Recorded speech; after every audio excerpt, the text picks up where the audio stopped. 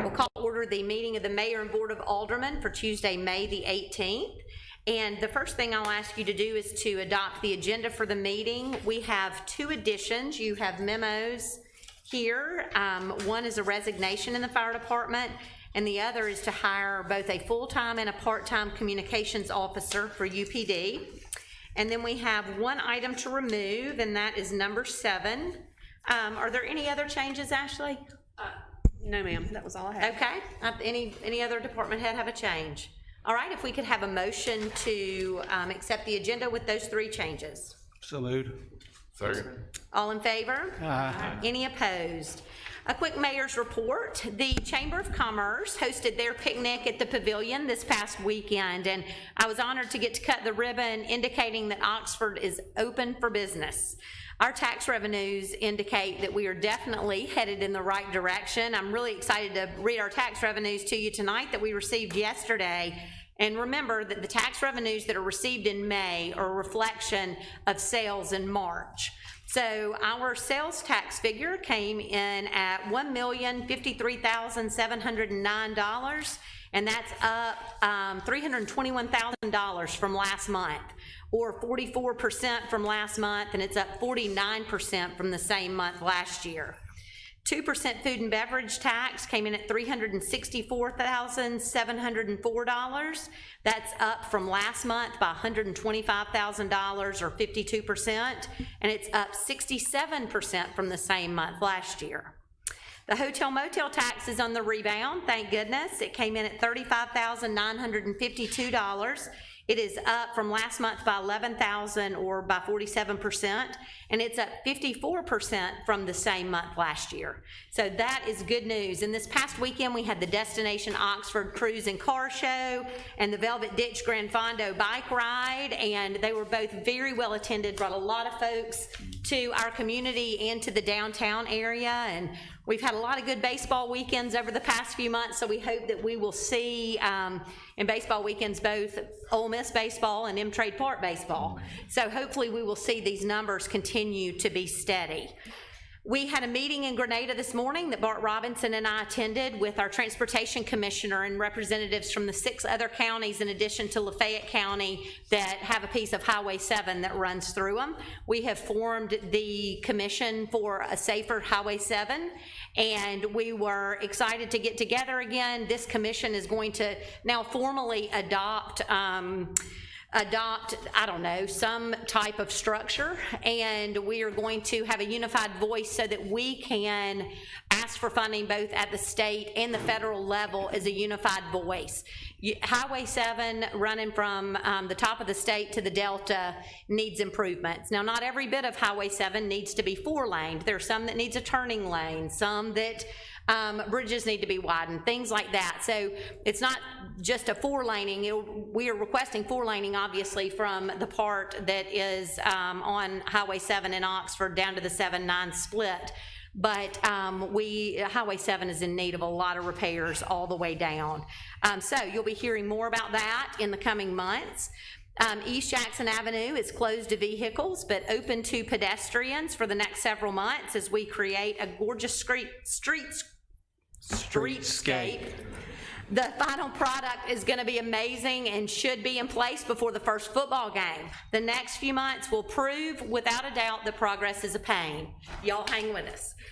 All right, next I'll ask you to authorize the approval of the minutes of the regular meeting on May 4th, 2021. So moved. Second. All in favor? Aye.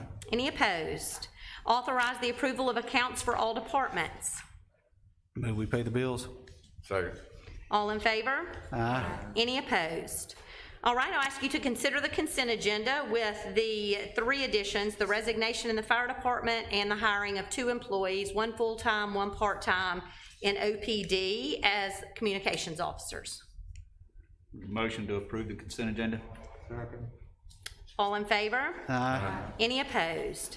Thank you. Number 7 is removed from the agenda, so we will move to number 8, request permission to submit a budget request to the MDOT Transit Division for the RSVP County Transit Grant Program in the amount of $10,490. This is a request for federal funds through the Coronavirus Response and Relief Supplemental Appropriation Act. Welcome, Arleta. Thank you. And she just set it off, so. And this is, like she said, a federal grant with no match, and it would last for 1 year. So it would literally pay for our fuel and oil, PPE, and cleaning supplies for a year for 4 vehicles, so. That's great. All right. Move we approve. Second. All in favor? Aye. Any opposed? Thank you, Arleta. Thank you. Invite Kenny Ferris up as we have a Visit Oxford mid-year update.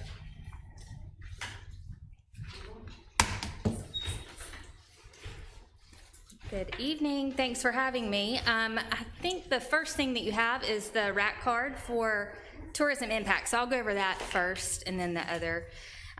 So we do this each year. We come to you once we get our numbers from Visit Mississippi just to go over the kind of prior year impact that tourism had.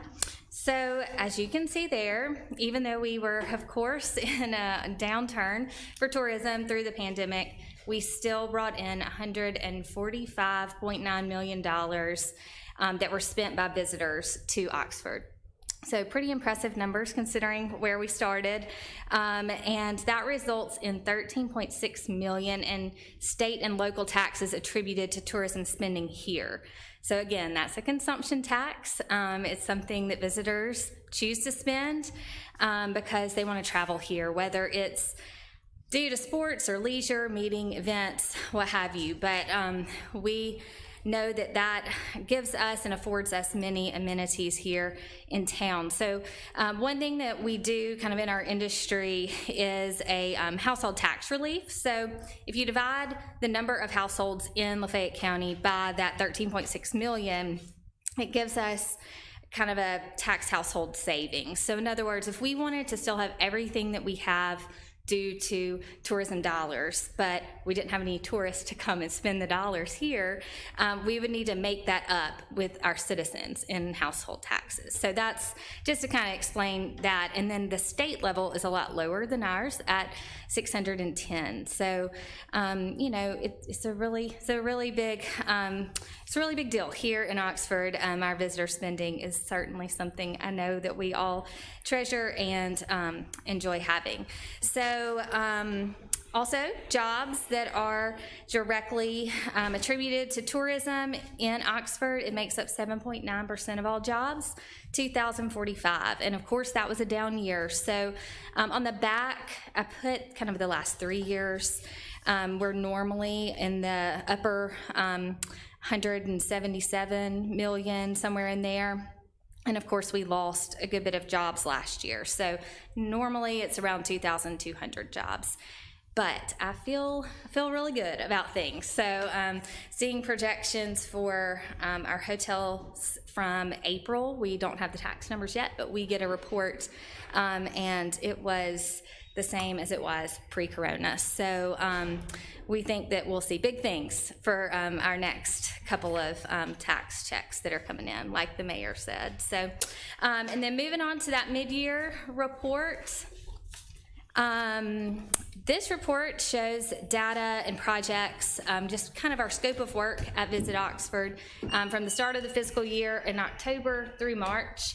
So you can see that we've had a lot of eyes on Oxford even in a pandemic. So through press and earned media, we had a total of 57,662,843 unique monthly readers. So that's people who saw articles about Oxford. You can see the list there of publications, just to name a few: Local Palette, Southern Living, BuzzFeed, all great publications. And as you all know, normally it's much more than that halfway through the year, but this was pretty impressive, I felt like, for the circumstances that we were dealing with. And then for advertising, we did get money through the CARES Act, as you all know, and that really gave us an opportunity to get even more eyes on Oxford through a variety of different tactics that we normally don't get to do. So mostly through digital tactics, so display ads, geofencing, social media campaigns, YouTube videos, search engine marketing. All of these campaigns are focused on ROI and really can kind of give us a real granular display of who's seeing it and if they're coming here or not. So actual people who saw those ads in all those different forms were 18,704,517 people. So again, pretty impressive. We hope that they're planning their trips here. But one thing just to kind of show what kind of ROI we can get through digital media is our Expedia.com partnership that we had. So this was a co-op through Visit Mississippi.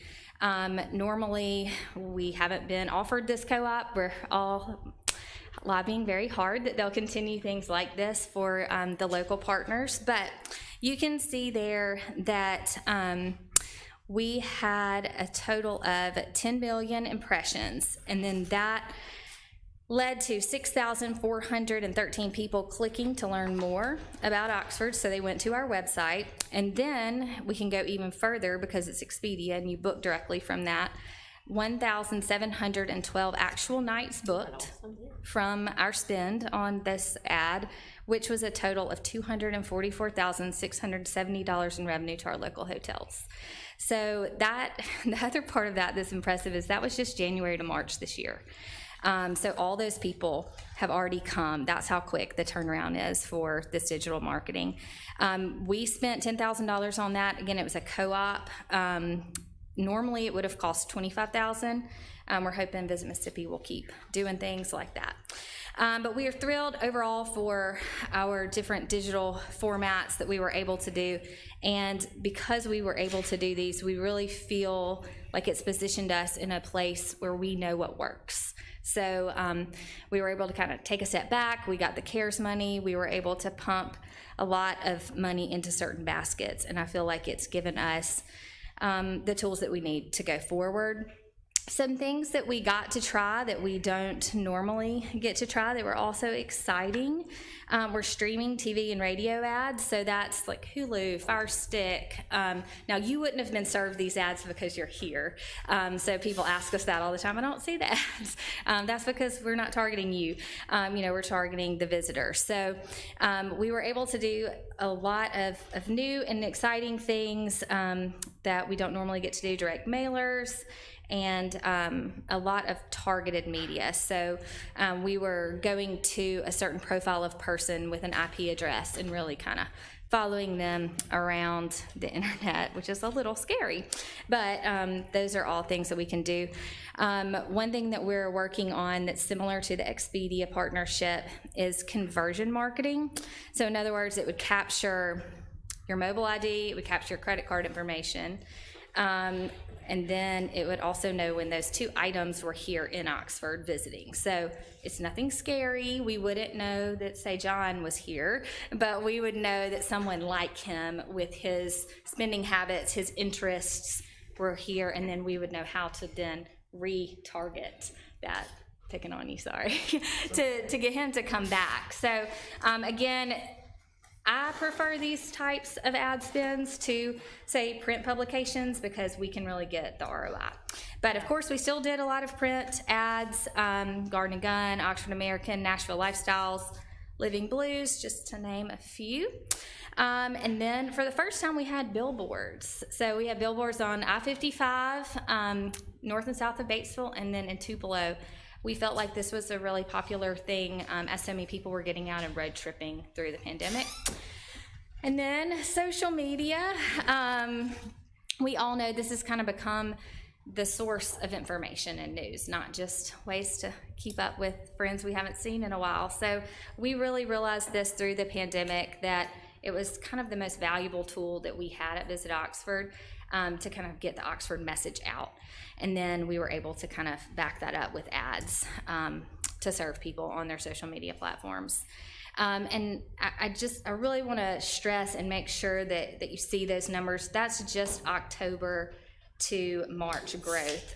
We saw a lot of growth. The social platforms is? Yes, that's just those 6 months. We saw a lot of growth last summer through the pandemic, of course, but this is unprecedented growth for social platforms in the 6-month period. And those are people who we know are our visitor. We know they're interested, or they wouldn't want to get information from us each day on their feed. So again, we are doing this through strategies and creative ways to engage people. It's competitive for destinations, especially small ones. So we just really have a great team and a really good digital content manager who keeps up with trends and knows how to best target people. So on the back page, you can see that long list of projects that were supported in some capacity by Visit Oxford, whether it was through just advertising, publicity, planning, partnering with other organizations.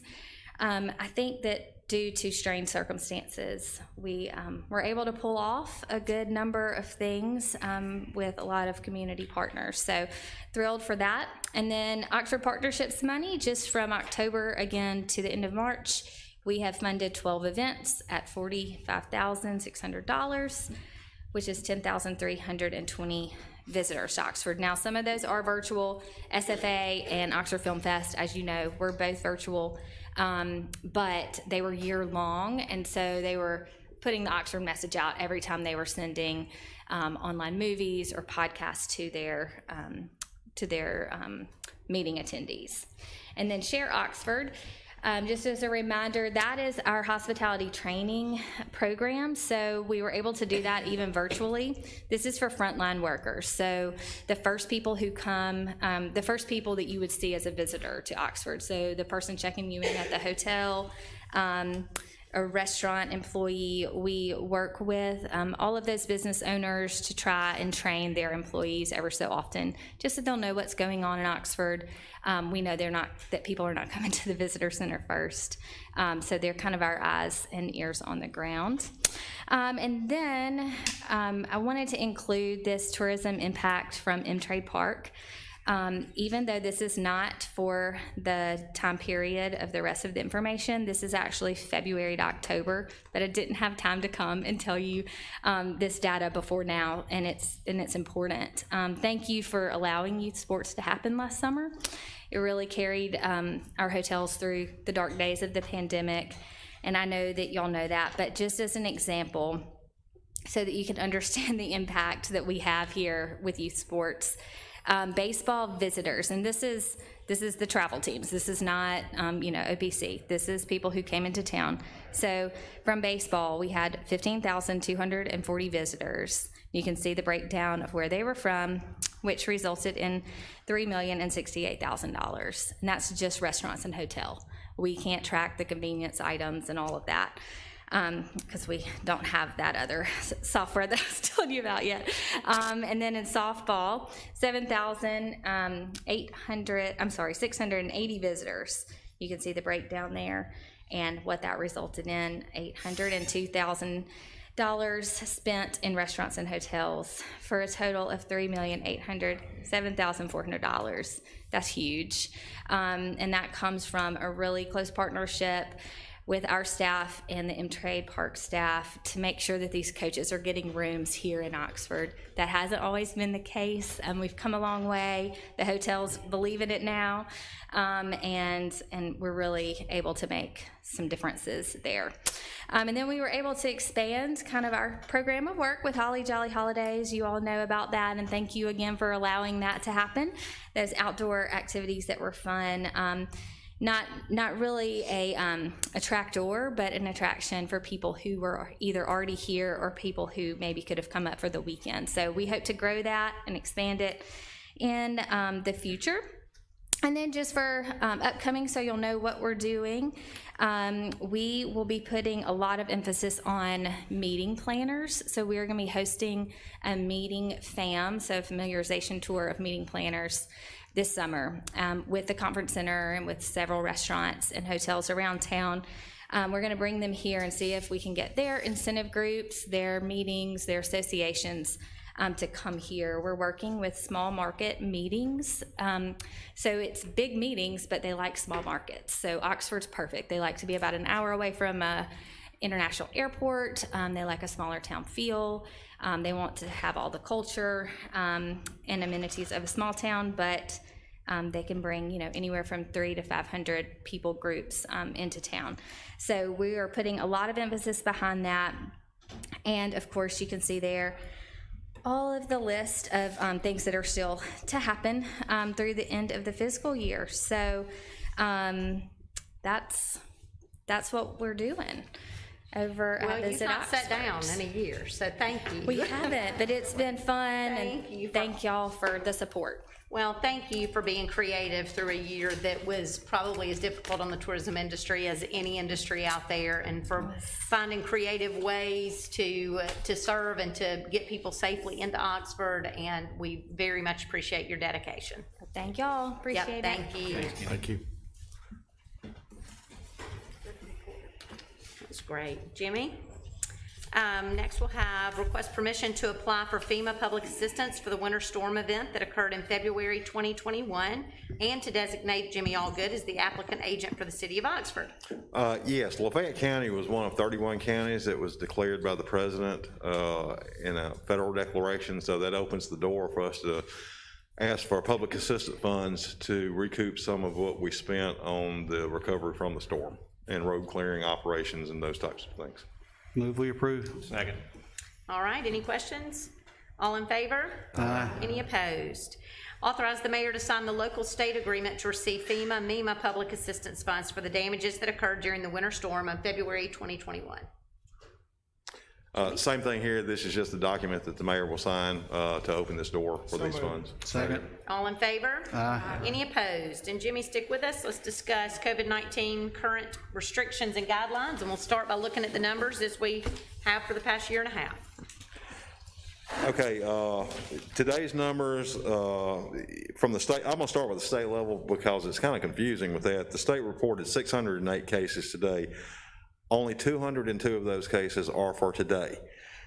406 of those cases go all the way back to August the 31st of 2020 to May 13th of 2021 in some type of investigation they were doing. So really, we're looking at is 202 for today with 11 deaths statewide. Local numbers for us, we have had 6,214 COVID cases, which is an increase of 4 new cases for today, and a total of 119 deaths overall. For the past 2 weeks, you can see from the chart what our numbers have done, the week ending 8th of May and the week ending 15th of May. We're saying anywhere from that 3 to 5 7-day average right now. On the Baptist hospital numbers, our hospital numbers are looking really good. We only have 6 COVID-19 patients as of yesterday in the hospital. Only one of those patients was in ICU. So we have plenty of beds available at Baptist. We're not overloading our medical system.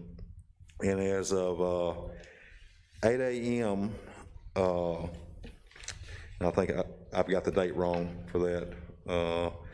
But our numbers are right as far as the number of vaccinations. We've had 42% of Lafayette County residents have received at least 1 dose of the vaccine. 39% of Lafayette County residents have been totally vaccinated. We're the 3rd highest county in the state as far as vaccination numbers go, percentage-wise.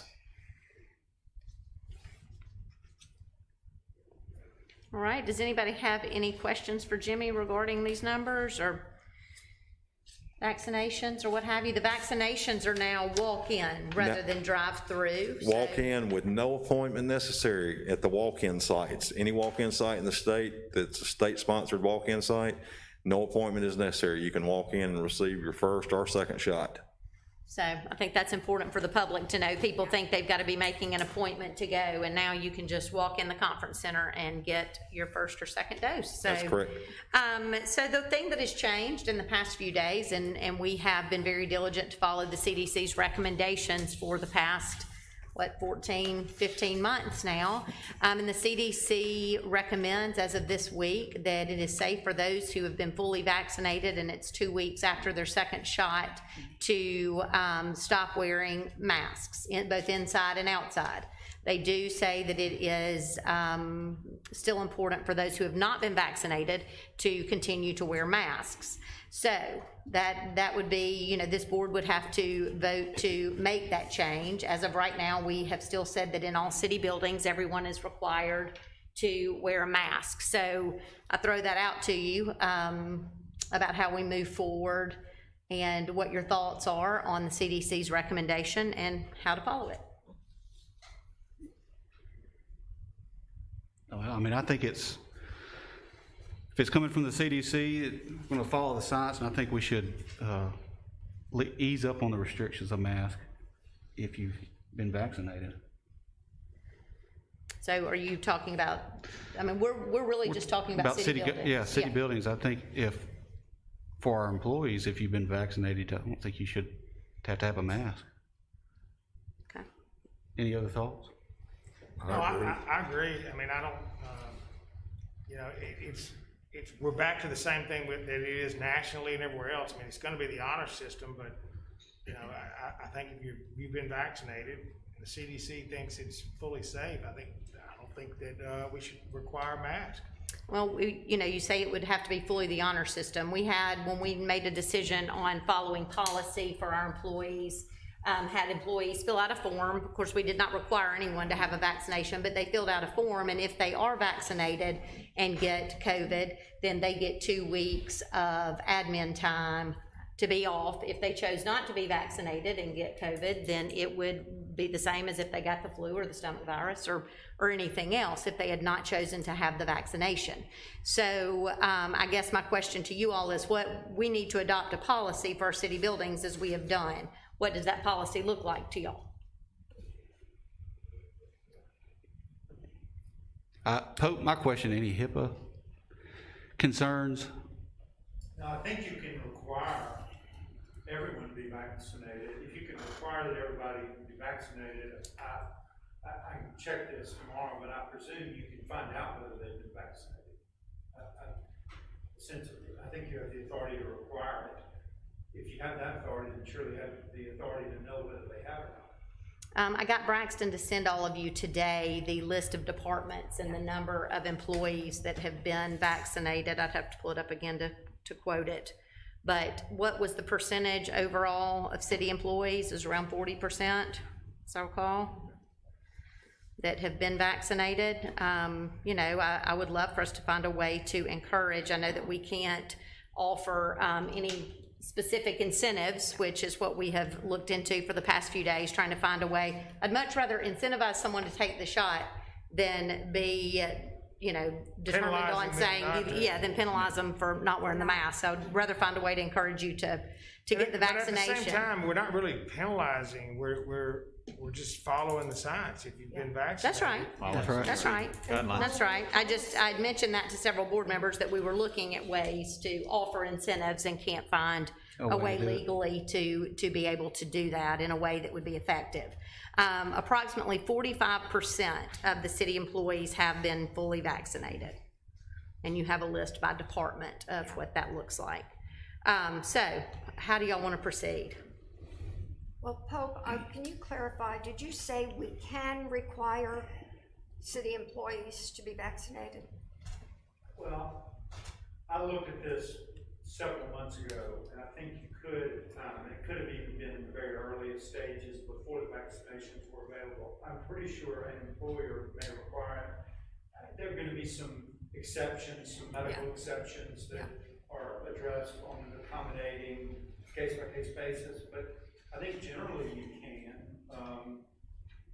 but certainly you can require them to wear a mask if they haven't, and I think you can know whether they have or they haven't because they are exposed to the public constantly, and so you're putting them at risk of exposure, and it's not considered a disability, so you're not dealing with that issue.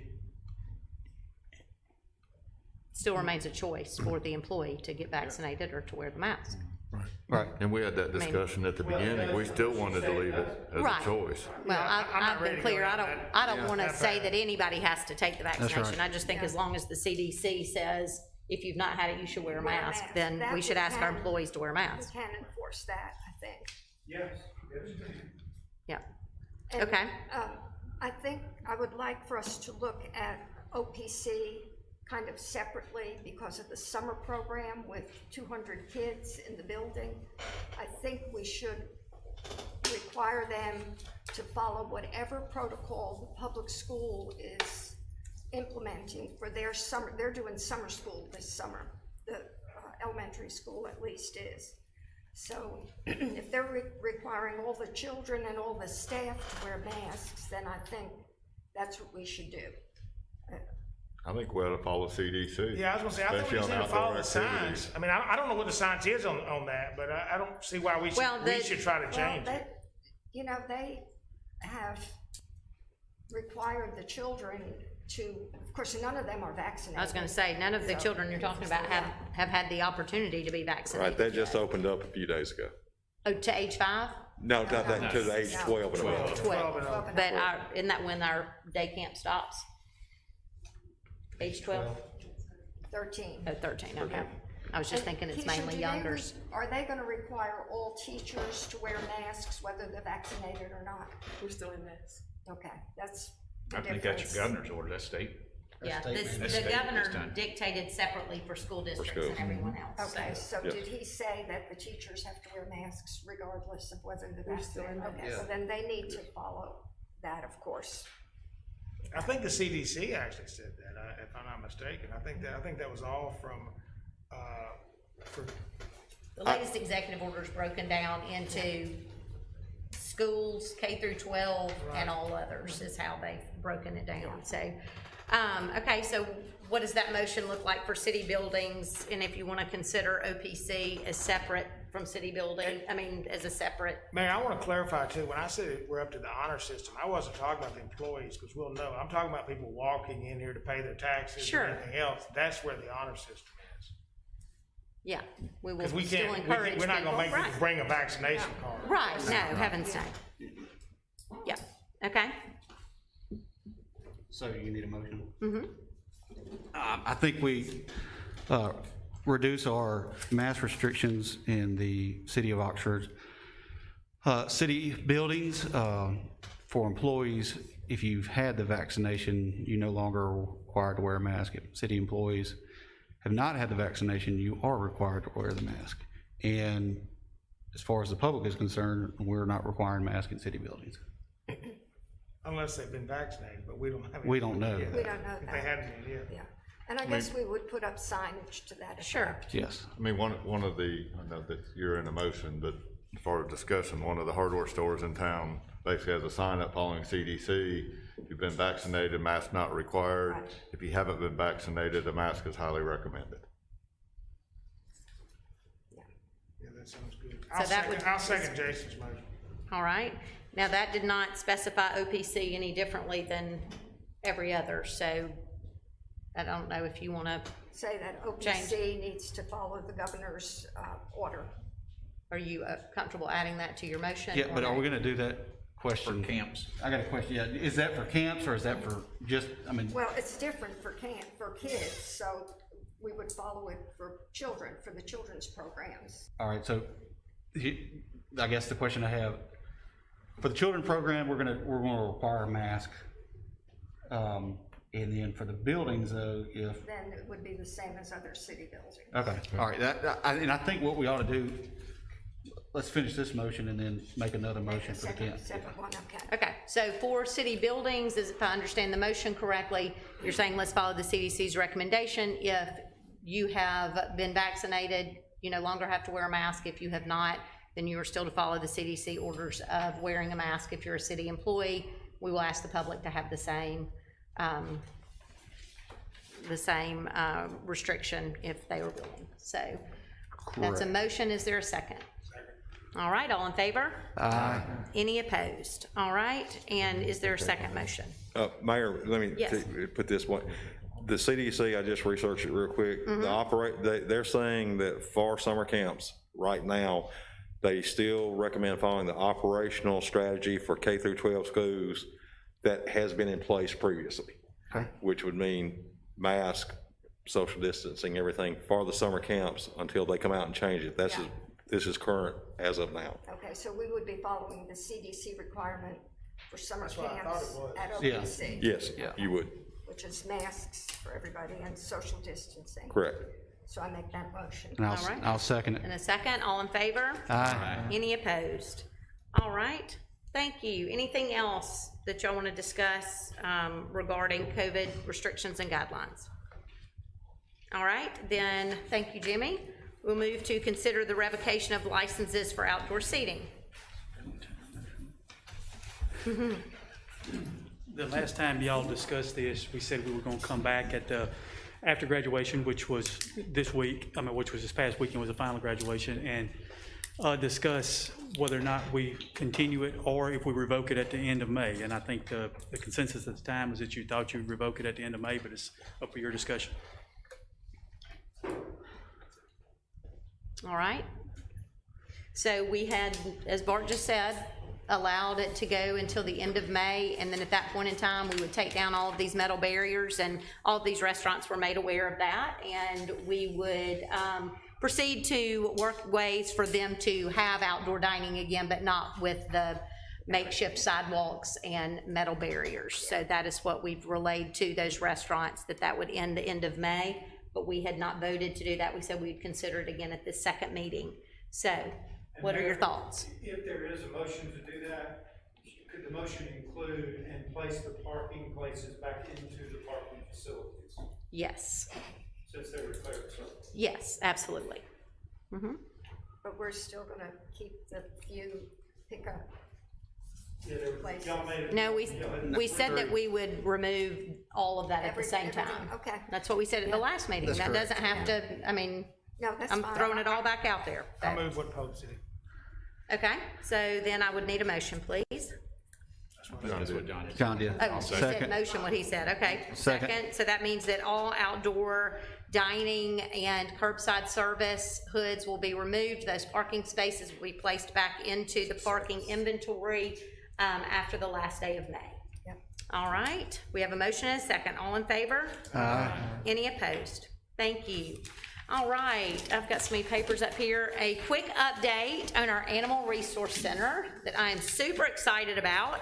We are thrilled to introduce our new director of the Animal Resource Center, Nicole Young, who is in the back. We all get a chance to visit with her next week, but she started yesterday. So she's 2 days in, and Nicole joins us from Memphis Animal Services and also brings with her great experience as a vet tech. She has been busy training our kennel attendants for the past few days and finalizing our policies and procedures, and we are starting from scratch, as you all know well, so she has worked hard to put together an inventory and equipment list for us over the past 2 days, and we are gonna get busy getting those things in place. Construction's underway, and we are relocating some doors and moving some walls and finishing out the room, and we facilitated another transport last week. We're still not able to accept surrenders just yet, but OPD is still providing animal control for us. So thank you, Nicole. Welcome from all of us. And we will have a work session next week and get to hear from Nicole. So thank you.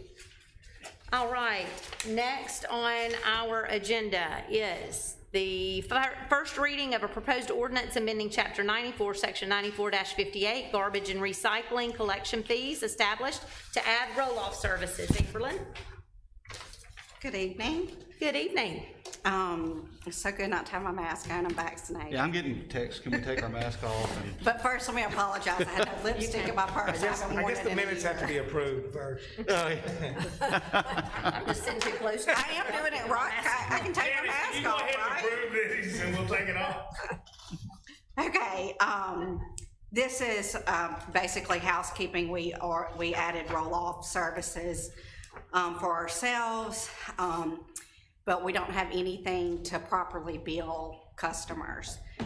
So this would help us with Oxford Utilities to add 10-yard roll-off dumpsters for each drop and pull, which a drop and pull means when you leave it and then you come back and pick it up each time.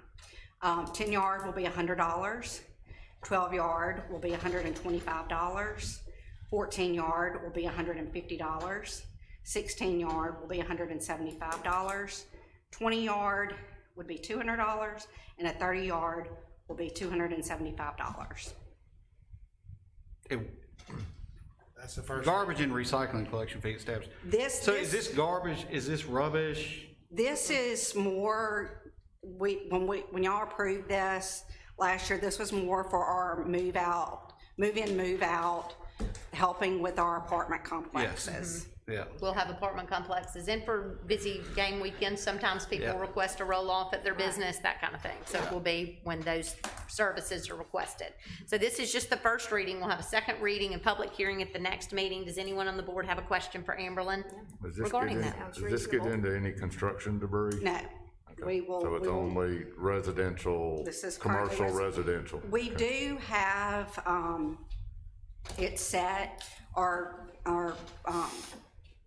sanitation rates, our garbage rates are set at $38 a ton, and our construction rates, our rubbish rates are $28 a ton, but currently we could do that, but we don't want to get into this business. That's what I was thinking. We don't want to, we need to stay in the residential. Right, this is strictly for our customers and to help us, and we do not want to get into the construction, because you can't have mixed loads. Okay. It's very, you can't have a tire in there, it's just a lot of, it's a big, we want to stick. We don't want to do it. We don't want to do it. I agree. I just need a clarification. All right, any other questions for Amberlyn?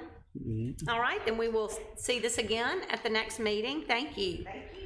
Request permission to approve a final plat amendment for case 2744, Walker and Walker Enterprises and Marie Barksdale for Grand Ridge subdivision, lot 22, for property located at 1078 Augusta Drive, being further identified as PPINs 25980 and 25902. Welcome, Robert.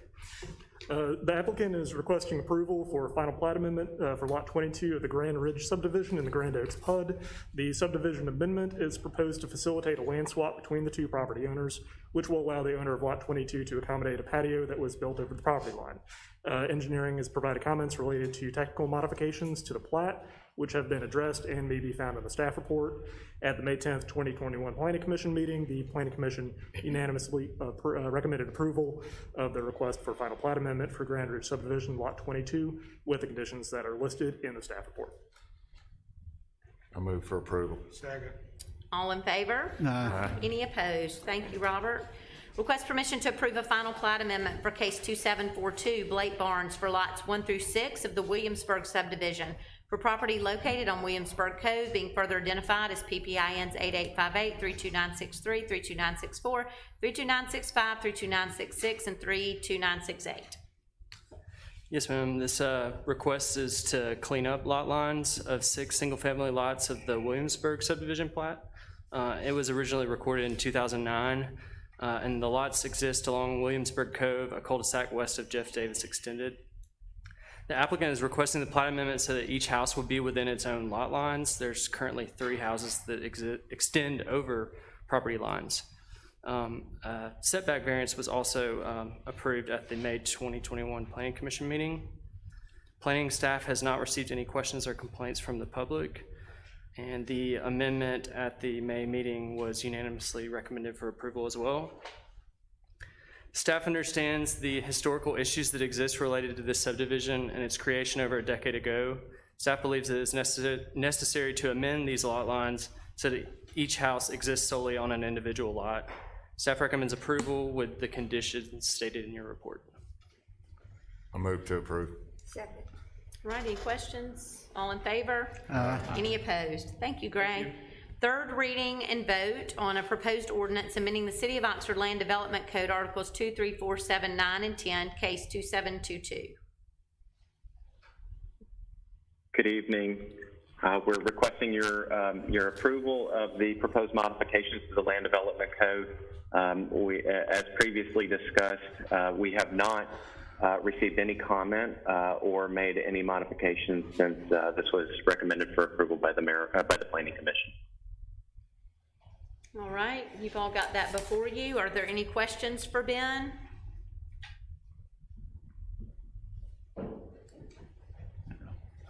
Nope, move we approve. Second. All right, all in favor? Any opposed?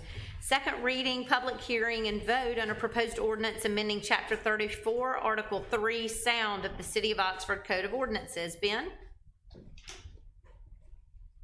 Yes, ma'am, and Chief there also, but the only modification that has been made since this was previously considered was the elimination of the ambient sound definition for outdoor entertainment, which I think originally set that at 70 dBA, 5 feet from the source. So that's the only modification that has been made since this was before you previously.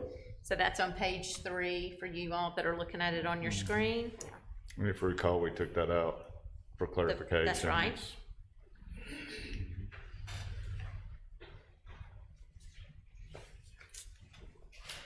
Chief? I'm gonna pass it around real quick. We took some samples this weekend, and this just gives you a little bit of an idea of what it looks like all around the square when the outdoor sound at Harrison's is within compliance. And this just gives you an idea of, there are some locations, we're getting a lot of calls, and we couldn't understand, why it was happening in some of these areas, but the way the alleys in these buildings are funneling, it's ricocheting and bouncing, and so you're getting a lot of different readings from different places, and I feel like we're probably at the right spot when we're at 70. When you look at the manufacturer's information on the model, the device that we're using, it's a 3 to 4 variance when you're getting a reading of a plus or minus. So really, we're setting it at 70, but we've got to give a little grace at probably 73 to 74. That's kind of where we're at, but we just feel like 70 is our number. And again, I think we want you to see what it's doing at these different street levels at that same decibel. And I agree with that. We've had discussion what that right number is, and with the 70 dBA and 80 dBc, and some of the measurements I took this weekend, we were getting calls from, we know we've had calls from High Cotton, but we're getting a lot of calls from Van Buren, talked to some Van Buren residents, and the way they were describing it is they were feeling the music. Well, if you're feeling the music, that's your dBCs. Right. And so how are they feeling that dBC if we're only getting a 78 to an 80 and they're feeling it the dBC? And I've been in High Cotton and you couldn't even hardly hear it, and then I'm getting feedback from a Van Buren resident that their windows are rattling. If you look back at that Tyler at Nukes measurement of dBC, we were at 72, 79 at the measuring point by the deck at Harrison's on the high hillside, was kind of the measuring point that we were using. And you go down the street on the other side and you're getting more than 10, 12 dBCs higher, which means it's resonating off the buildings and bouncing around in the alleys. Again, that gets to the point that we need to have the 70, 80 and then figure out how to control that within the property and do some sound dampening and speaker angles and that, where we can actually get these measurements. I think these are really good data points. We're learning a lot. Saying how, we get this measurement. If you tweak the sound or the dBC, or you turn the speaker, what effect does that have? And there's still, I think this is the right number, but like any ordinance that we institute, there's a lot of learning on how to comply to that. I talked to a couple people today and referred back to our alcohol ordinance. I mean, we did a lot of training and a lot when we instituted that. We worked a lot with the bar owners, say, okay, these are our new requirements. How can we help you comply? We're not just gonna hand it to you and say comply. We'll give you the data and our measurements, and how can we make this work? And I think it's important to note, we'll change it perhaps tonight, and if we don't get it right, we'll change it again. I mean, I think that's the main thing, is we know it's a work in progress, and we know that there are going to be, issues that we've still got to look at and try to solve. And some of that I think will be done, Mark, exactly like you said, with some sound dampening measures, with some directional changes in speakers, and it's just going to be a little bit of a process, I think. But I think everybody's got the same goal of living you know, and being good neighbors. So, so this is a second reading and public hearing. So is there anyone that wants to speak? Okay, Daniel? Sure, come on up. I like seeing you in Oxford. Good to be back in the courtroom. I know it, I like it. Good to see you, Mayor and Board. Thank you, and Chief. Just a couple of quick things on the noise ordinance. I've spent probably the last 4 out of the last 5 weekends down there. I've actually run across the chief and Joe Bishop and others. You know, I know aldermen have been there. We're trying to hit the sweet spot, if you will. The biggest concern, I guess, that I have is moving from 95, 85, or 85, 95, if you want to say it that way, to 70, 80 is a 15 decibel drop. And while I'm certainly not a decibel expert, it's not a linear movement. One movement of a decibel is not a 1% drop.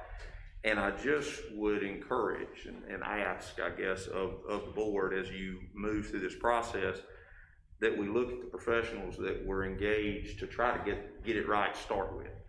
And I think if you go back to your October 14, 20 report, number 2, I think the suggestion was 85, 75, or 75, 85, which is where I'd like to see us hit. And Mayor, I know you just said we may move one way or the other.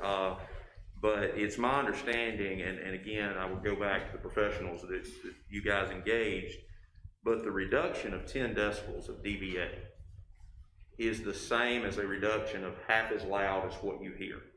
So if I'm talking this loud, and I can turn it down half, that's 10 dBA, or that's 10 decibels. I just would like to make sure that the data supports a 15 decibel turn down. And I have not seen what the chief has, you know, that it bounces the sound. And that does take us to the next issue to consider, trying to be good neighbors. But it's also a situation that people built condos in the middle of the square, in the commercial district, particularly where the gin was located. Unfortunately, I got to Oxford too late to enjoy the gin, but that's obviously the memory and what was there with sound and things of that nature. But those different buildings that were built, I don't know what level of professional grade windows they used, or doors, or things of mitigation that are there. And certainly you want to be a good neighbor, but I'm quite certain complaints about noise didn't start with Harrison's. But I would just ask, if you would, to ask your professionals to see if that's not so, that a 10 decibel move is a tremendous move. And I think what is being considered is 15 decibels. And I would just ask the board to consider that based on the reports that you've been given and the professionals that you hired, that we just don't move too much so fast that we eliminate music in Oxford. Thank you. So let me speak to that real quick, because I'm the one that suggested the 70. So I'm standing by the police officer where we were taking these readings, and 70, I can hear his radio. When it goes over 70, you can't hear his radio anymore. That's a safety concern. When somebody's standing by somebody literally shoulder to shoulder and their radio is not too far away and you can't hear that radio, 70 was the right number for me. So okay, that's where I was at with the 70. So it wasn't let's pick a number. No, it was a safety concern. Right. I just know that there was a lot of time and money and effort spent by the city to try to hit a number, and then an ordinance came out, you know, in March, I believe it was, you know, the 2nd, and then within 30 to 60 days, we're making a large move, and that may all be based on data. That may be going back to the exact same people that put data out for us, but that's just my biggest concern, is that if we dial it back all the way 15 decibels, is that we also would consider whether it dials the other way. And I just appreciate that consideration, because I know the square, the comments that were made earlier about Visit Oxford, people visit Oxford because of its beauty. People visit Oxford because of the college, everything. They don't visit it to stare at condos. You know, they visit it because it's parents' weekends, because it's graduations, and because of everything else that makes Oxford great. But thank y'all so much. I appreciate it. Thank you. Just to piggyback off that, the 85 got confusing because Dave was trying to explain to us that that's from the source on ambient sound at like a Sonic, or that was the max volume, but Rick was right. New Orleans did the study, and 85 was at a safety violation for them downtown, and that's where 85 really got brought in. And then when it was worded in the ordinance, it was super confusing. I think the intent from you guys from day one was 70, and we feel like that's a pretty good spot. All right, anybody else that wants to speak? Kirk, come on up.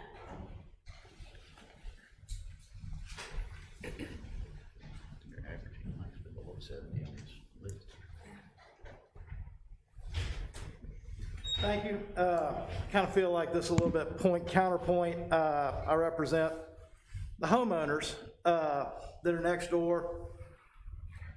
Couple of points. Number one is this isn't an issue of condos being built around a bar.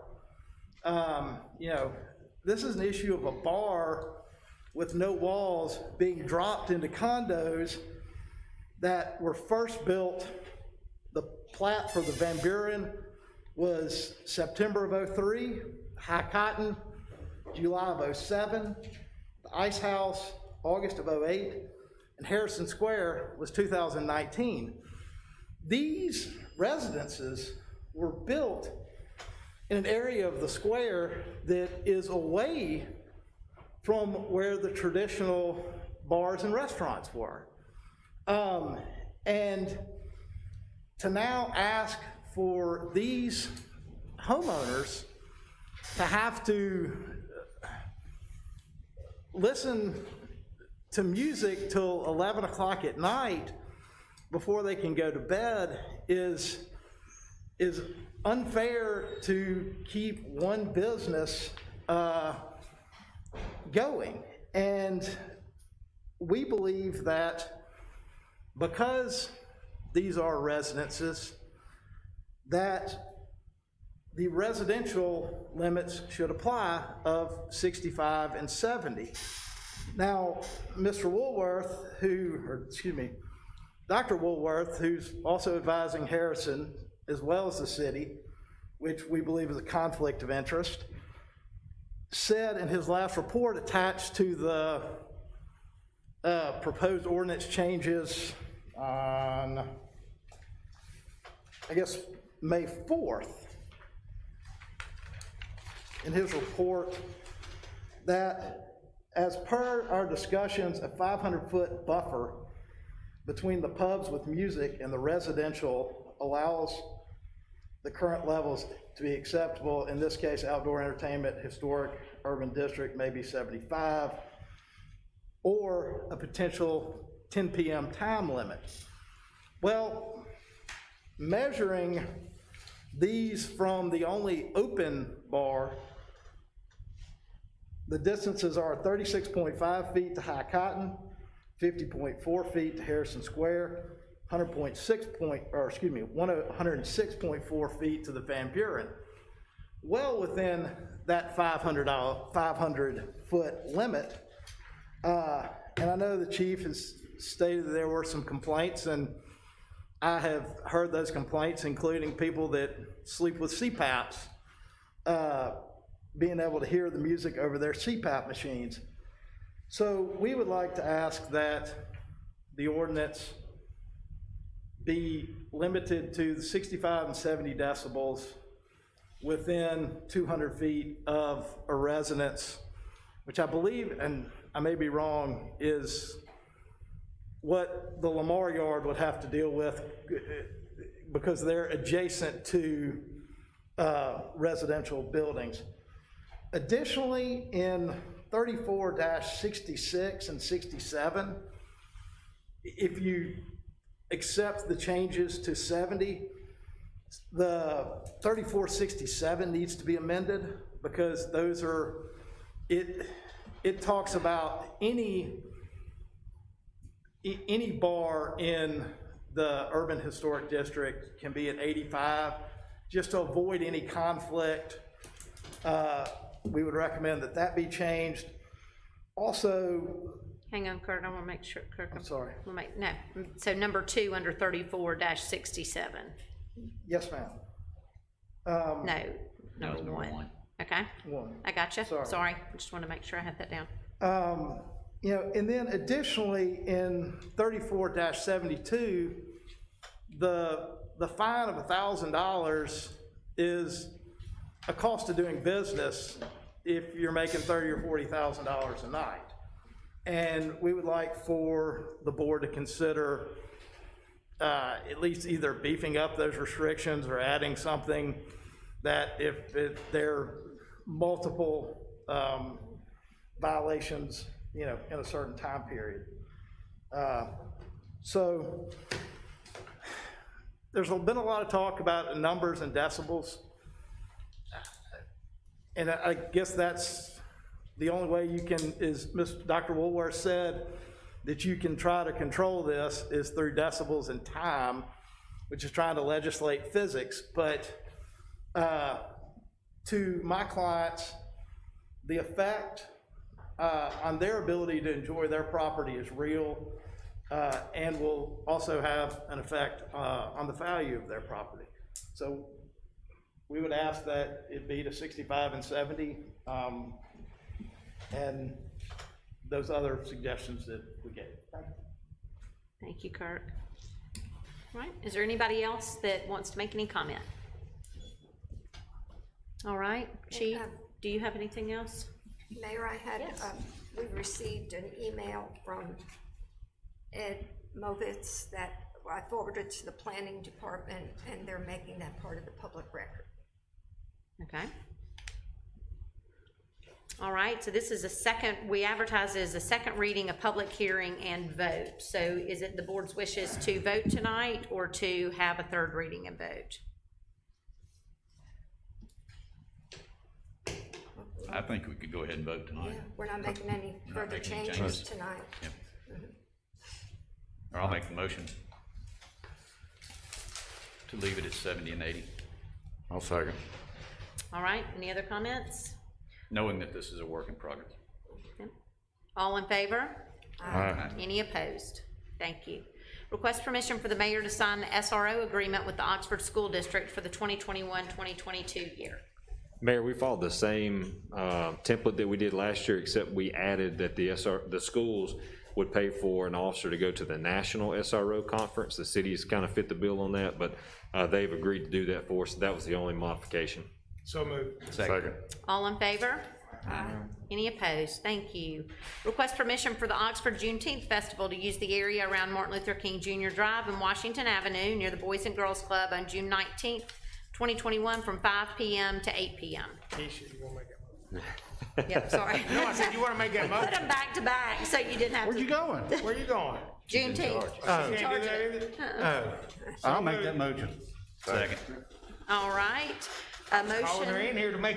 a motion and second, all in favor? Aye. Any opposed? Thank you. Request permission to adopt a proclamation to posthumously honor Oxford Police Department K-9 Jack for his service. You want to read it, or you want me to? No, you're much better. I don't know about that, but, all right. Whereas Jack had diligently served his handler, Officer Colby Terrell, and the Oxford Police Department for 8 years, and whereas he began his service in 2012 and had worked to become a certified tracking narcotics K-9, including bite work and obedience training, and assisted in the apprehension of fugitives in many felony cases with the Oxford Police Department, Lafayette County Metro Narcotics Unit, Lafayette County Sheriff's Department, and other surrounding law enforcement agencies. And whereas he also provided life-saving skills on several cases with his assistance in tracking and locating missing children and Alzheimer patients. Throughout his career, Jack located approximately 600 pounds of marijuana, along with approximately 200 pounds of methamphetamine. Jack routinely checked packages at the U.S. Post Office and indicated many that contained illegal narcotics and U.S. currency that were to be delivered within the community. And whereas he attended numerous training seminars and K-9 demonstrations with both private businesses and civic groups, ensuring citizens were prepared and educated. And whereas he made a mark on the Oxford Police Department and the entire Oxford community, and whereas his last call of service was December 19th, 2020, and his work will be remembered for years to come, therefore be it resolved that the Mayor and Board of Aldermen of the City of Oxford express their sincere appreciation and gratitude to K-9 Jack for his work on behalf of the Oxford Police Department and the City of Oxford. Be it further resolved that a copy of this resolution be spread upon the minutes of the City of Oxford and that a copy of the same be presented to Officer Colby Terrell. Thank you.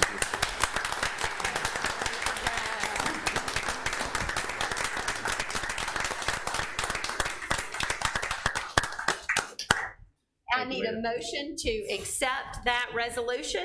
So moved. Second. All in favor? Any opposed? Oh, Colby, come up. Sorry, I didn't. I think he wanted to say a I didn't few realize he was right there. Yes, come on, Colby. Absolutely. Thank you. Thank you. Thank you. Absolutely. Thank you, Colby.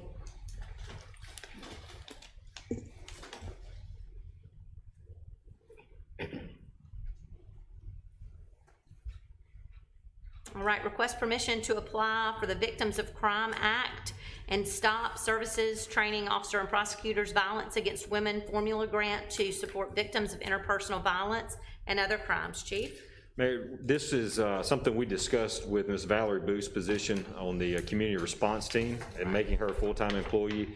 We want to apply for this grant. It's a 20% match, but we're also going to apply for that to be covered in-kind services. So we hope to equal this thing out and then be able to get her salary, her training, and all that covered through this grant. It's not guaranteed, it's competitive, but we're very hopeful. Well, we appreciate you seeking out all kinds of sources for funds, Chief. Do I have a motion? I move we approve. Second. All in favor? Any opposed? All right, request permission to approve a list of budget reallocations and amendments. Ashley? Yes, ma'am. This is another housekeeping list of our budget amendments and reallocations. You'll see. Thank you. All in favor? Any opposed? Thank you. All right, Bart, consider a request to apply for the 2021 RAISE grant, formerly the BUILD grant. It changes with each administration, the name apparently. Tiger, For BUILD. That's right, it was Tiger, then it was BUILD, now it's RAISE, for West Jackson Avenue. This is the grant we've applied for before under those other names. That's it, just what the mayor said. I think there was a little excerpt of, from 2019, actually, of what the plan for Jackson Avenue was. Yes. I just want to know if you want us to reapply. Absolutely. So moved. Second. All right, all in favor? Aye. Any opposed? And I will add to that we are working hard with Wagner Engineering and with the county and university again to focus on our transportation plan and how to move those priorities forward, knowing that there are going to be transportation funds available. John Caldwell relayed a lot of that today in our meeting, and we are hopeful that we will find some matching funds for projects in the works and hopefully some other funds for other transportation projects. All right, consider task order number 6 for Wagner Engineering for the 2021 RAISE grant application. This is to allow Wagner to revise that application. With the RAISE grant, with each administration, also new requirements for the grants come down. So moved. Second. All in favor? Any opposed? Consider a request from ICM to work on Sunday, May 23rd and May 30th at the Oxford High School track and field area.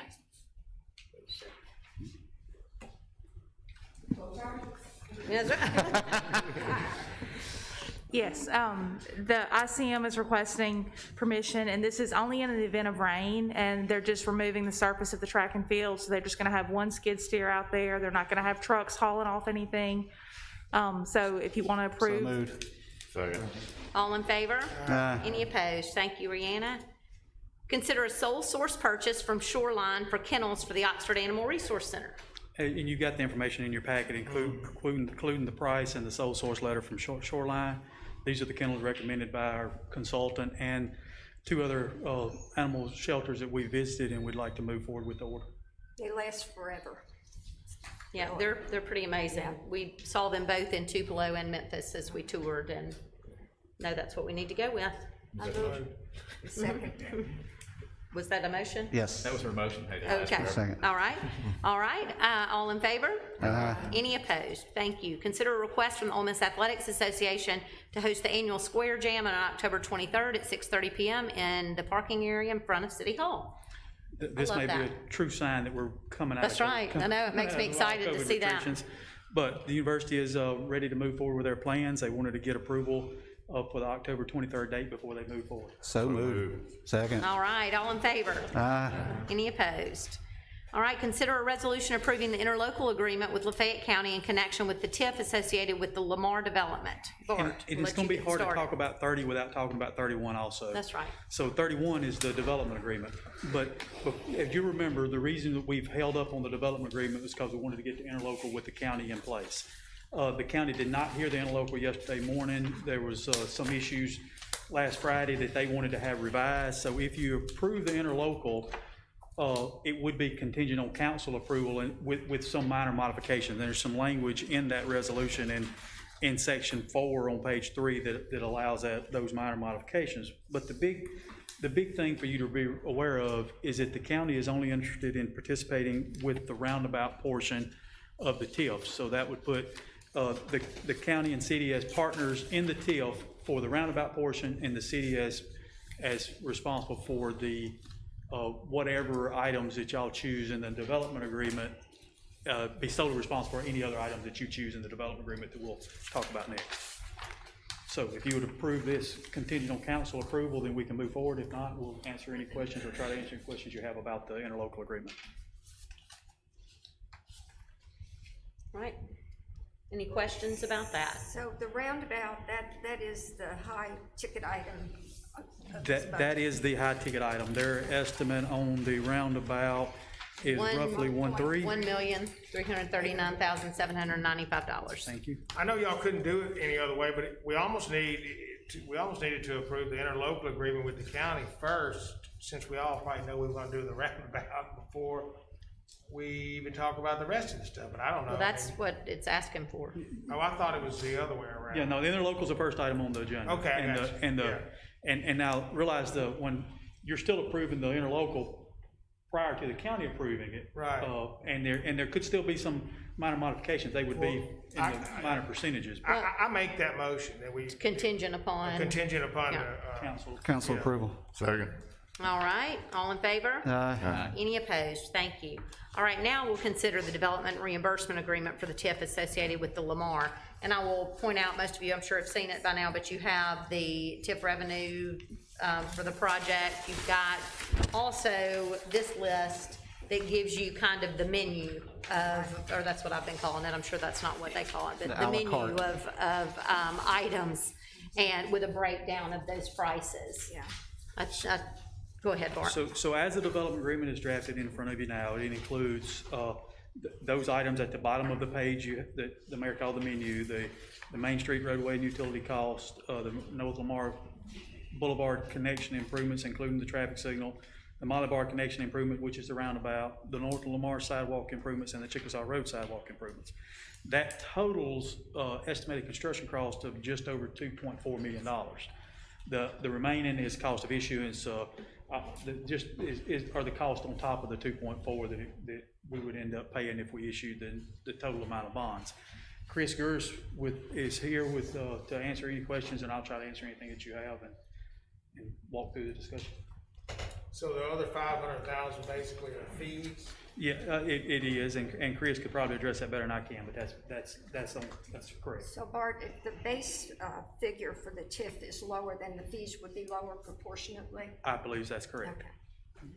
And the North Lamar sidewalk improvements, could y'all go over again where that is? I do not have the TIF plan in front of me, the North Lamar sidewalk improvements, where they are. That originally they were from Price to the development. I think as we discussed it, y'all talked about moving them and going from north around the development. Do you have it?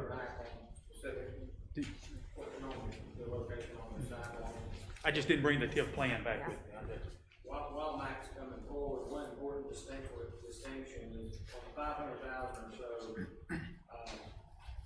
it's not all fees. The majority of that is debt service reserve. That's right. Funding the debt service reserve account. I should have said that. Yeah, if I remember correctly, looking at it last time, it seems like it was only like 120 grand or something like that were the other fees outside of that. So the sidewalks go from former Gus's Fried Chicken down to Oxford RX. To where, I'm sorry, Matt? To Oxford RX. Douglas Williams, Yeah. And as part of the roundabout, we would there are some sidewalks that are pertinent to the roundabout as well. There's an option in there to go all the way around three-way, which I know in previous discussions, y'all could go either way on that, and I could too, honestly. So is that in the 2.4 or is that above to go all the way around three-way? I believe that's in the 2.4, but Can we go through this menu? I think that might be Sure. Yeah, helpful. I told them earlier today, I've talked to and heard board members say at previous meetings, I'm good with this, I'm not good with this, I'm good with that. I think that, it might be best for us to go through it and determine piece by piece what you all are interested in including, but I think we need to understand what we're looking at completely before we can look at it as a menu.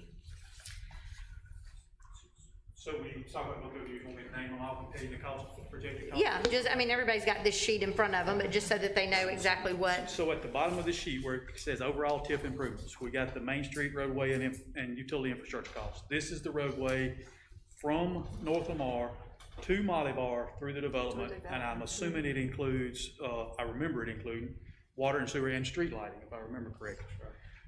It's estimated at $390,000. The North Lamar Boulevard connection improvements, this is the actual intersection improvement where the Main Street comes out of the Lamar and connects to North Lamar. This will be the widening and the traffic signal on North Lamar there at the Main Street. Bart, stop for just a minute.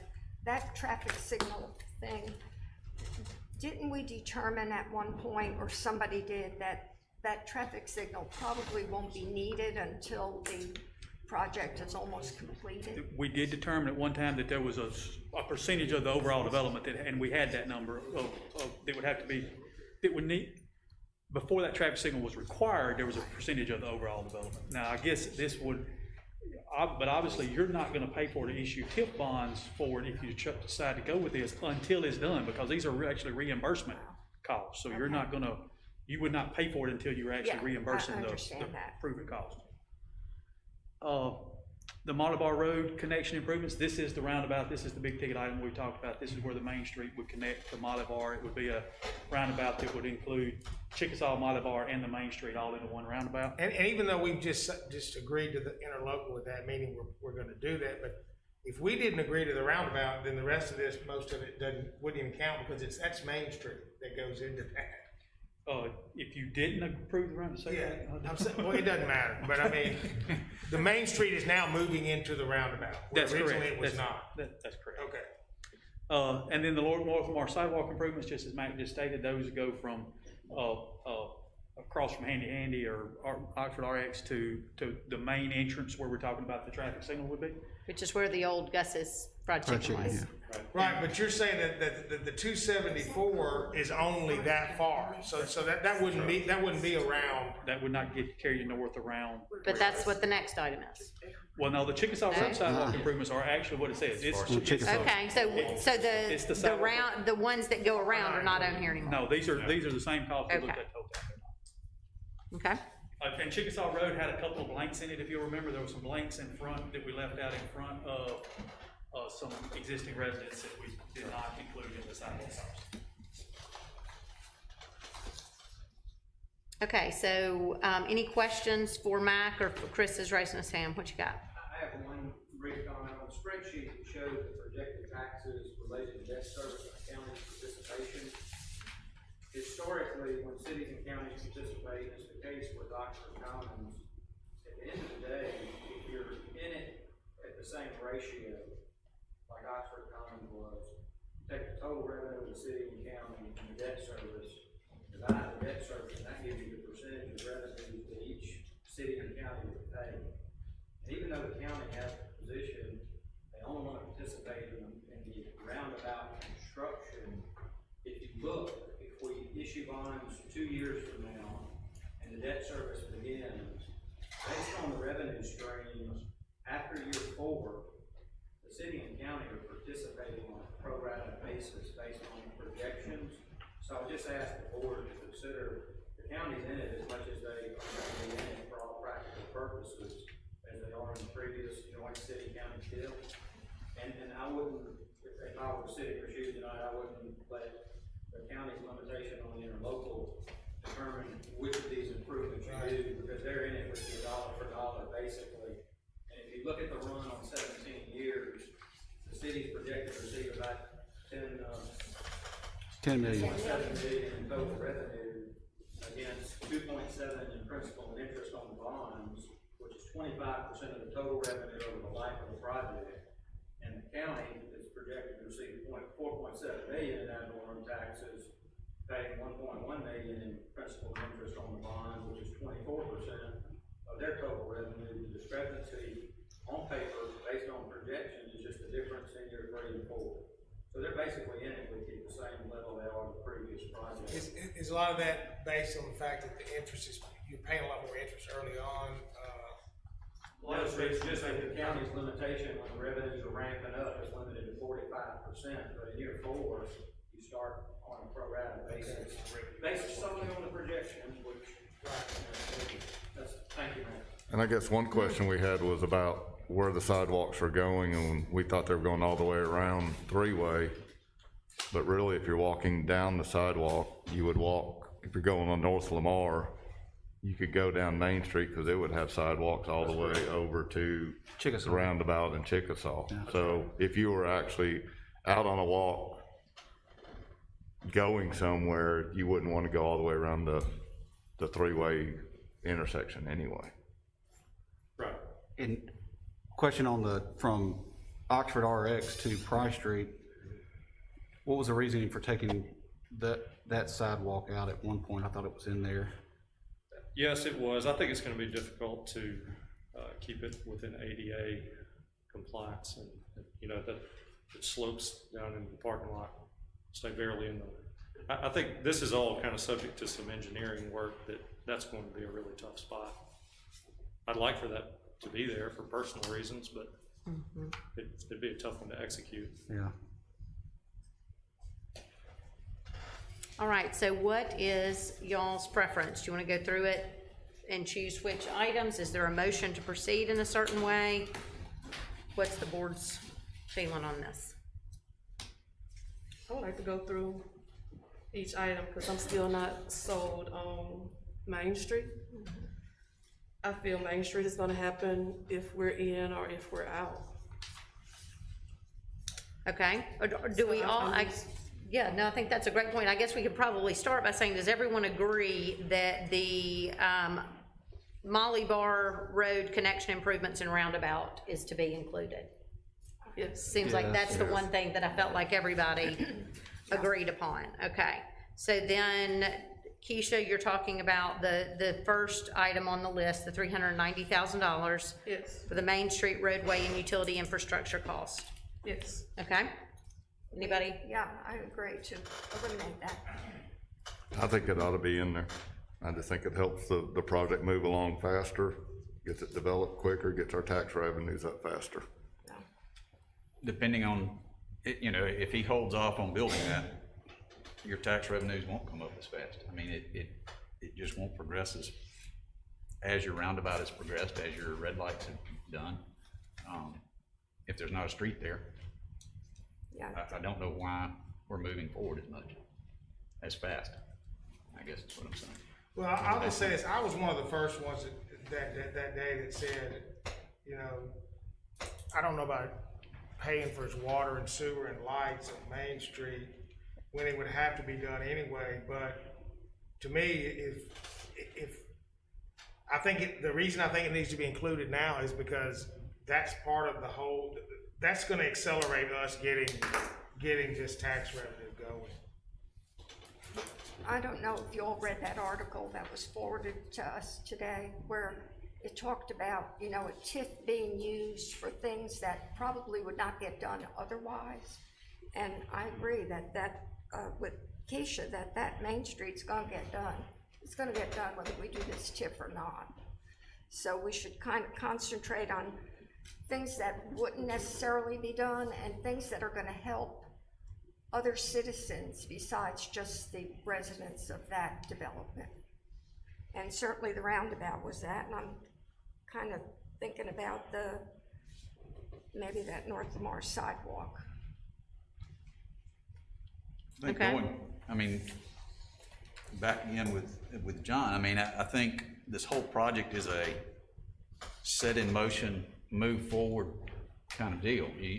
You get it going, everything builds on itself, and when you get to year 5, 8, 10, if he has performed by year 8, which he has to get his money back out of it, you're back.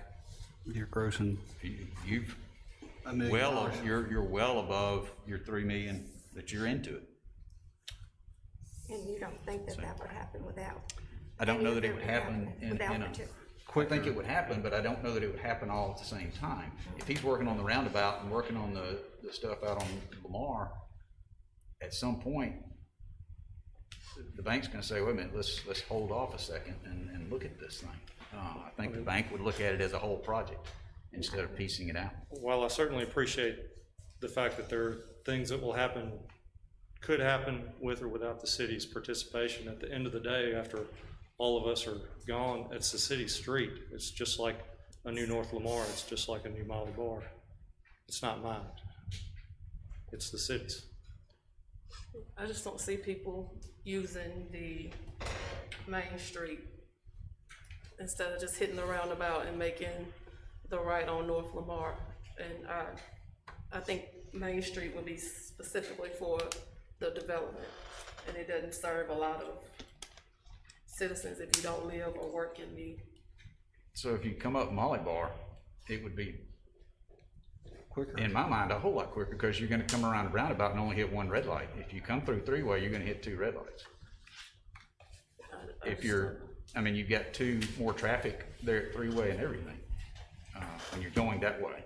If you're coming the other way, coming from North Lamar, if you're gonna turn left there, that might be easier to go straight and hit that and come on around if you've got a green light. But I think a lot of people will use it. I think it's gonna be used because it's commercial. There's not as much residential traffic there, I guess I would say.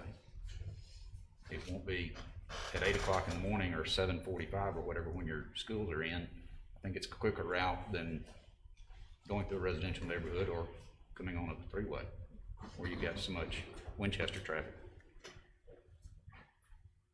I just think a tip is for need, and Yeah. I don't see the need there. Do you want to vote on each individual I think item? that's what we're or gonna have to do. Okay, all right, then we'll back up to the roundabout, because I didn't get a vote on that, I just got a nod. So is there a motion to include or not include the roundabout? Yeah, I move that we include the roundabout. Second. All in favor? Any opposed? All right, the roundabout's included. Now we'll move back up to the top of the list, Main Street roadway and utility infrastructure cost at $390,000. I make a motion to include that. All right. Second. All right, a motion and a second, any comment? All right, all those in favor say aye.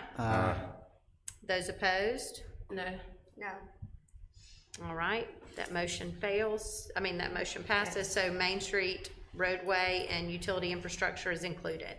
The next is the North Lamar Boulevard connection improvements, including traffic lights at $305,000, which I understand includes widening of that intersection and a signal. Correct. Motion to include. Second. All right, any comment? All in favor? Any opposed? No opposed. All right, the motion passes. All right, the North Lamar sidewalk improvements. These are the sidewalks that would go from the old Gus's Fried Chicken to Oxford RX. And are there gaps in that sidewalk or no? Where there are existing sidewalks, we would not. replace Right, them. or I guess wide parking lots. Right. Yeah, So that basically gets you from the shopping center up there on the sidewalk? That's right. Okay. How much area will you actually have to build, that's not on a parking lot anyway? Cause I asked about this, you're not gonna do some kind of curve on the parking lot, I mean, cause the reason I'm asking is we got $274,000 for that, and you only got $92,000 for Chickasaw, and Chickasaw's got some big gaps. Chickasaw. Well, but I mean, big gaps that he's not including, where he's not building. On Chickasaw. Yeah, but I mean, it drops off, you would have to. But he's not adding sidewalks in those places where it drops off on the drawing. right? No, I think he's picking up Chickasaw all the way down from Molly Bar all the way to, Except for where there's a house standing already. Yeah, well, that was. Okay, so you are doing it where those huge gullies are? Yes. Okay. So that's what I don't understand, how that's 92 and North Lamar is 274. I have no answer for that. I'm not in. That's out of my expertise. Precision. Well, it's fine with me if you take some of the 274 up to the 92. Well, that's what I was asking, because this is actually A not to estimated exceed. expense, and you apply it to actual expense. No, this is absolutely estimated expense, and So- we'll reimburse for actual expense. However, and Steve will have to help me with this, however, there is a provision in there that lists these items, and it probably has that or other improvements allowed by the statute to. Not to exceed. Not to get you to that total amount if he. So it gets to John's point, if he can do the North Lamar improvements for 175, he can take those funds. Less than that, if you ask me.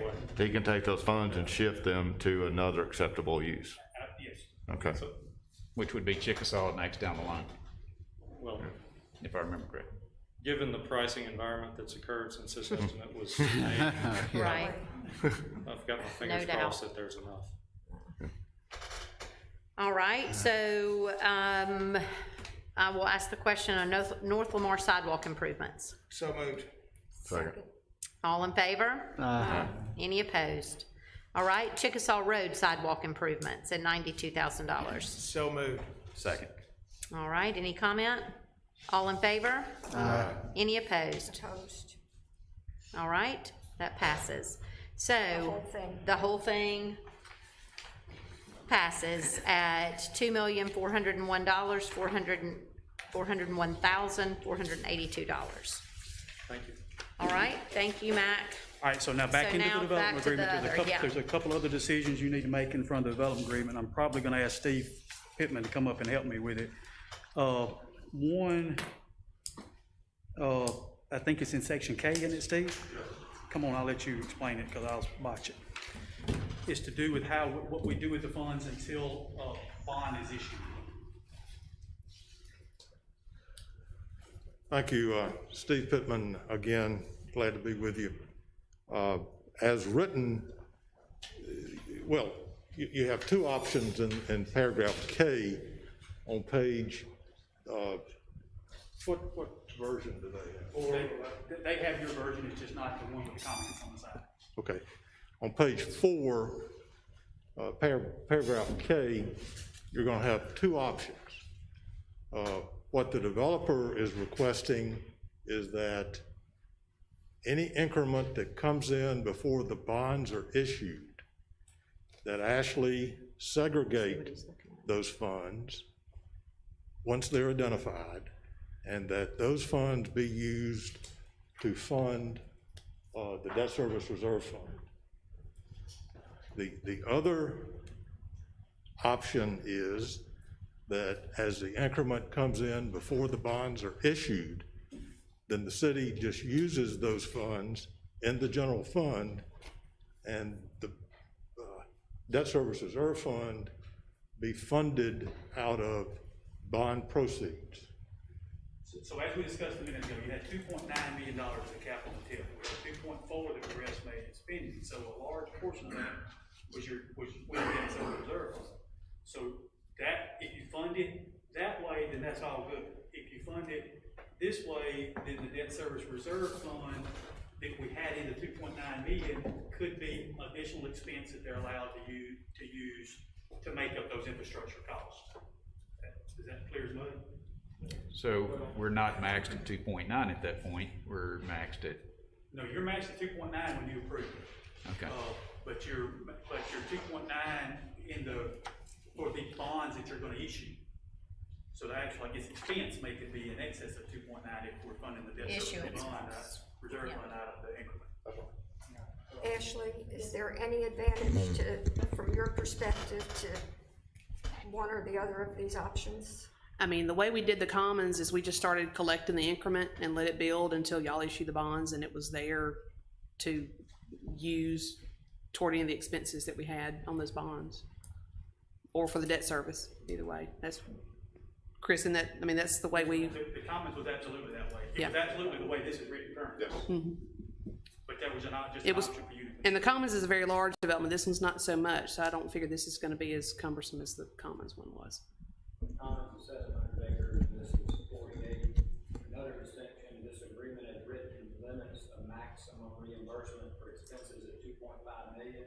You got 2.4 estimated, those are 5-6-month-old estimates now, and we're in a pretty tough environment bidding wise. But at the end of the day, the city will either be building the debt service reserve, and it may mean you actually will issue less than the 2.9, because we're gonna come forward with our qualified provable expenses with a hard cap on it, and then Steve and Sue and Bart are gonna figure out, board, this is how much we have to issue to cover our issuance costs, this is how much the debt service reserve is. So you'll either have a little bit on hand already, or you'll escrow it out, pull it out of the bond proceeds.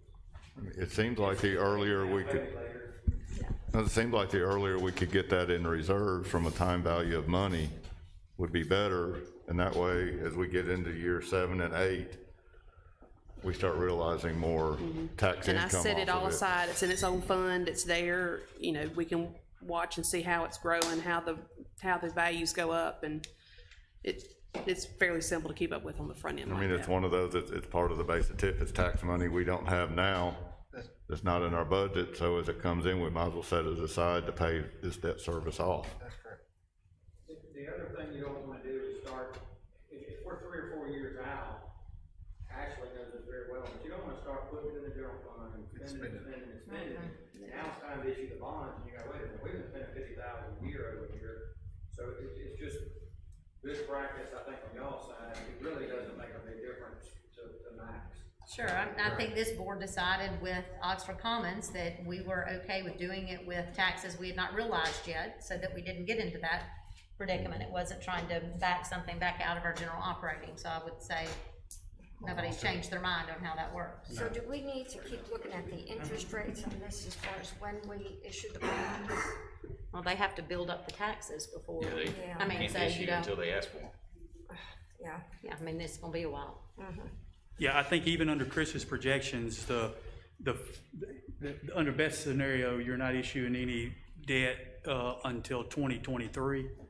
And that would, but he has under, the development agreement, we got 8 years to issue any bond. So he has 8 years to come back and ask for reimbursements, and then we could, And then then we've got 8 years. Bart, these bonds do not go against our bonding capacity.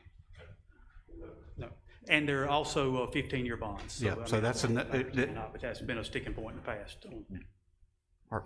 Our financial advisor told us that it was no, so we don't. So we're just at the mercy of the market, really, as far as interest rates. We just Absolutely, have to take absolutely there.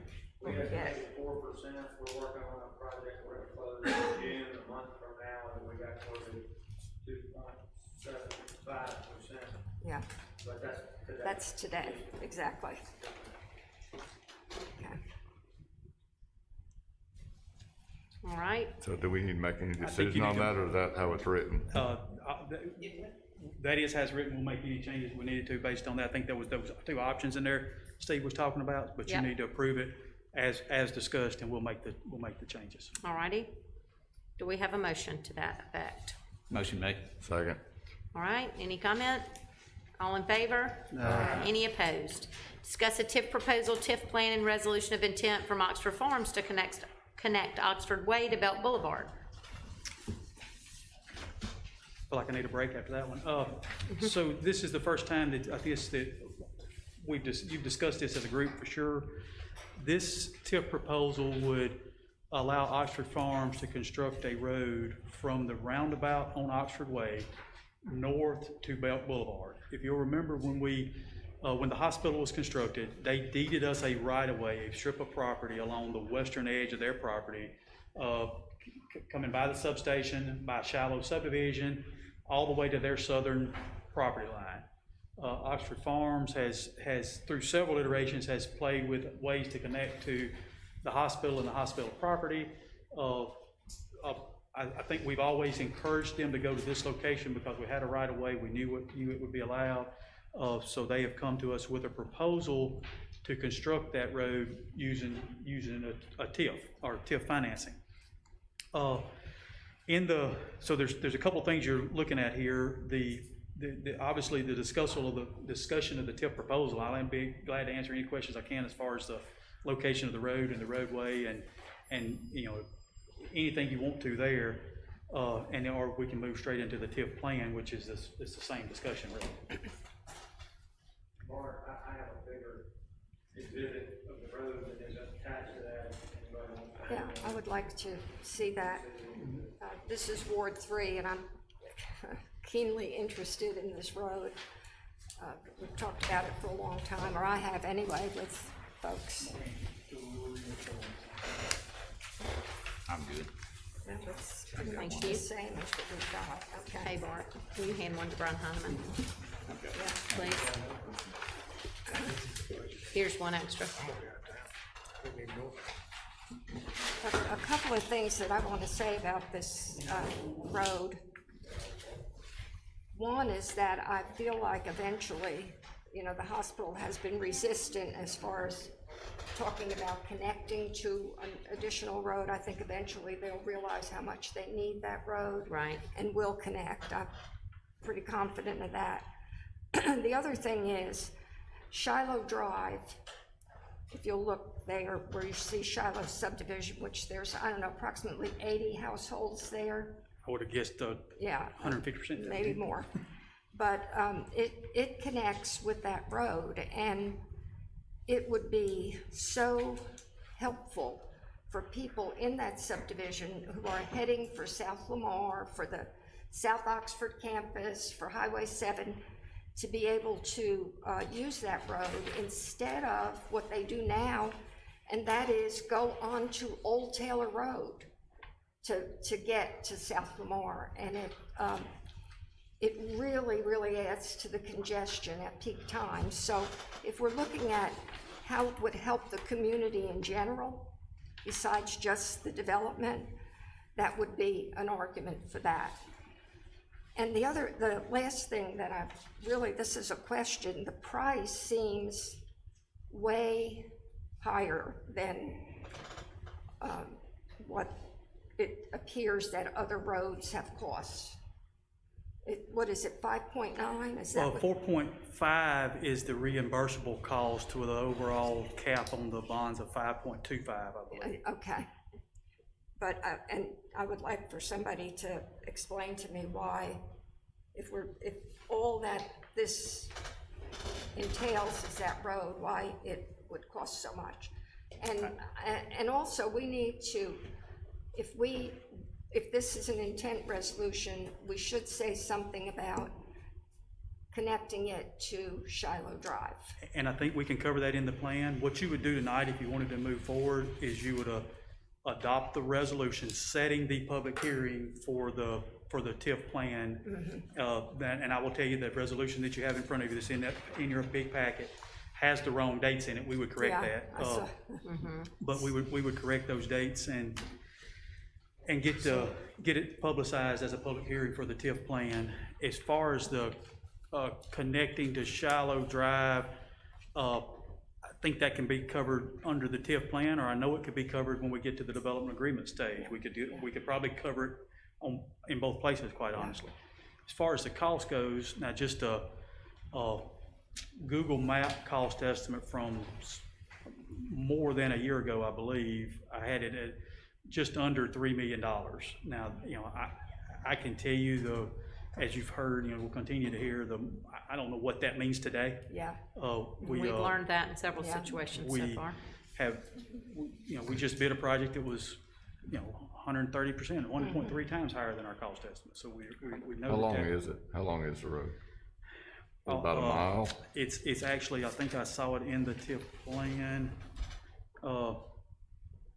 Andy, do you remember?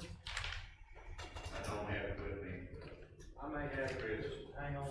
That's just a curiosity question. I mean, it looks like it's probably a mile and a half. No, it's not quite that far. Okay. From my memory, I'm believing it's about 3,000 feet.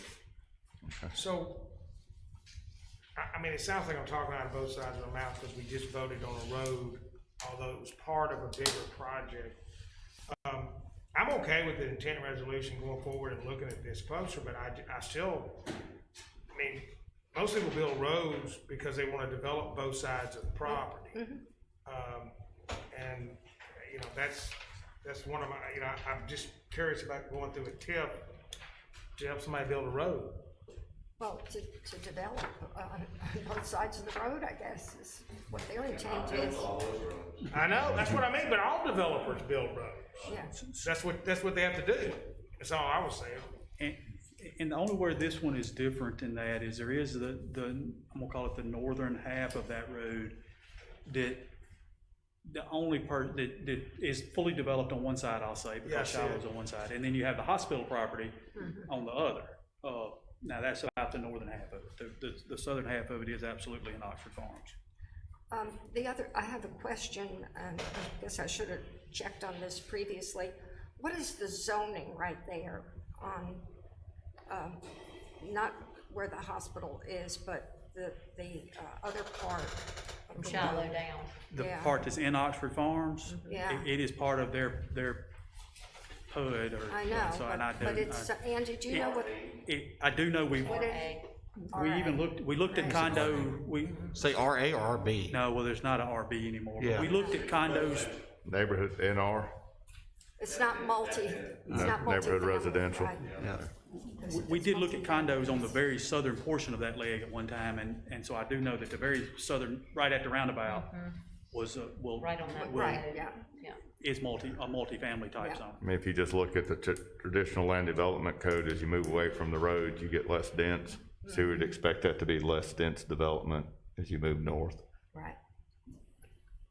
I'm for moving forward with this. I do think that Shiloh needs to be a part of it for sure. And Janice, Yeah. you're not gonna be here when we go No. move forward, but I'll be channeling you from. well, we need to make sure that that is a part of the connection. It'd be so helpful, really. I do for think Old Taylor Road.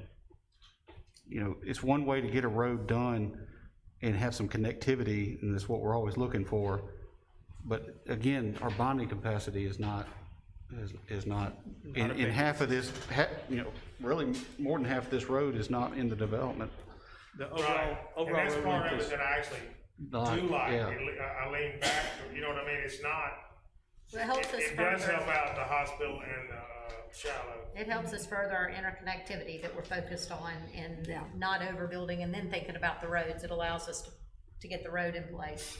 And you look at how key, Hopefully helps Old Taylor.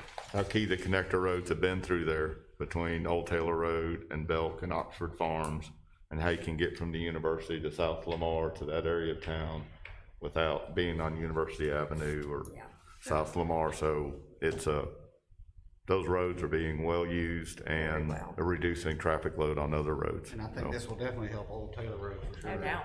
4,200 feet was over, about 8/10 of a mile is what the overall length. I couldn't do I knew you knew. You just tested me. All right, so Bart, what do we need to move forward? So to move forward, if you want to move forward, we adopt the resolution, making the changes to the dates for the public hearing.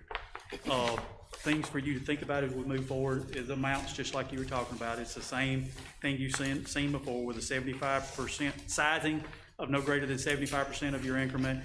Your pledge is still 100% to ensure that you can sell the bonds. Anything else? From a technical aspect, so the newspaper publishes tomorrow, this weekend, and I checked with them, you might, if you consider the resolution, ask for the hearing for the 1st or the 15th based on publication requirements. We'll figure it out tomorrow. Yeah, that's, Yeah. so the 1st or 15th of June for a public hearing, and we'll figure out when it is and get it advertised. Okay. Yep, okay, so we will need a motion though. to that Motion to effect. adopt the resolution setting the public hearing with the dates to be determined, as soon as we get out of here. I'll make that motion. Second. All in favor? Any opposed? I'd ask the board to consider an executive session. Move we consider executive session. Is there a second? Second. Second. All in favor? Any opposed? Hey, Nicole, welcome here.